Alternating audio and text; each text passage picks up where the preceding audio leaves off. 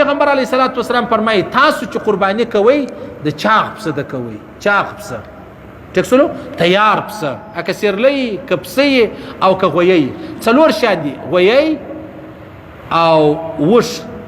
پسه او سیرلی د دې څلورو حیوانانو چې کیږي قرباني کیږي سلفیان غیر مقلدین هغه ولاړیږي آسو ملالیه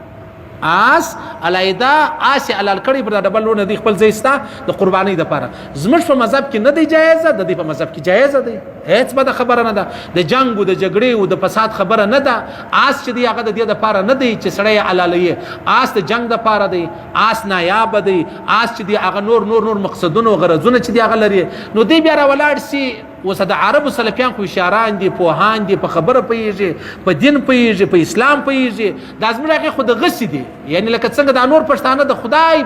په تور سپینې سر نه خلاصیږي دا چې سلفیان دي هغه در دی لا خانه خرابه ده د دې زموږ د زیده د مقلدینو د زیده د امام صاحب د زیده راولار سي آس چې دی غلال کې یاره آس زدا نه ویم چې حرام دی یا مطلب نسی کیږي یا دا غوښه حرام ده نه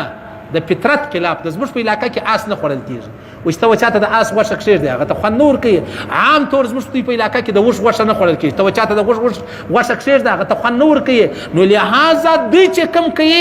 زموږ په علاقې کې زموږ په خاطر زموږ د زیده زموږ د وجه کوي نو نه د پکار چې وي کې د الله او د رسول په خاطر کوي بیا یې وکړه نو د الله او د رسول په خاطر ته د څو وخت څه کوي 2 کاله کې شروع کړی دی که 10 کاله تو خو چې سره پیسې وایي ستا 10 کاله کېږي او دا آستې اوس ولې شروع کړي صحیح سلو عناد مه جوړوه بغض مه جوړوه حسد مه جوړوه پریشانی مه جوړوه ته خپل کار کوه موږ به خپل کوو ته زما واقع ته حرام ووایه زه به ستا واقع ته حرام نه وایم ها ته چې کوم شی کوې زما په علاقه کې کوې زموږ په علاقه کې دا شی چې دی هغه سته نه تر اوسه پورې به چا په یو قصابه کې د آس غوښې نه یې لیدلې نه دي لیدلې انو چې نه دي لیدلې بیا ته څنګه دا کار چې دی هغه کوي نو خو معلومه ده چې ستا په دماغ کې یو شی ستا هغه عناد وو هغه بغض وو هغه حسد وو هغه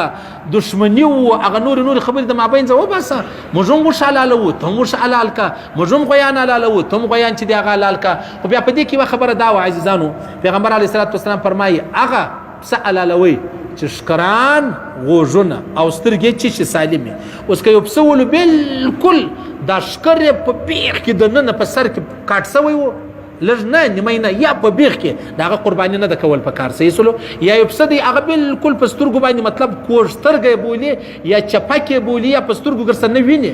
نسي تلی در یو ځای یې پرې په خوارۍ ولاړ سي د دې قرباني هم نسي کي سړی نه کوي یا مرزاده دا پسه دی ګرسه غوږونه نه لري یا خو هغه کشني غوږونه لري هغه پروا نه لري یا غوږونه سر له مخ لره نه لري ګرسره په دا بیخ کې یو شی هم نسته د دې قرباني هم سړی نه کوي یا یو داسې دی چې هغه بلکل دونه ډنګر دی دونه کمزوري دی دونه ناجوړه دی پر لارې نسي تللی ته چې د قربانۍ ځای لره بیا دی د سره تله په کشېدو یې بیا دا هم نه د جایزه دا رقم سړی کوي نه ټیک سلو یا غاښونه چې دی هغه ختلي دي هغه وتلي دي نو دا مطلب په هغه شو پسو کې نه شمارل کېږي دا هم مناسبه چې دا هغه نه ده دا هغه رقم ګوډ راواخله پښه یې نسته ګر سره یې دا هغه رقم لکۍ یې په مخ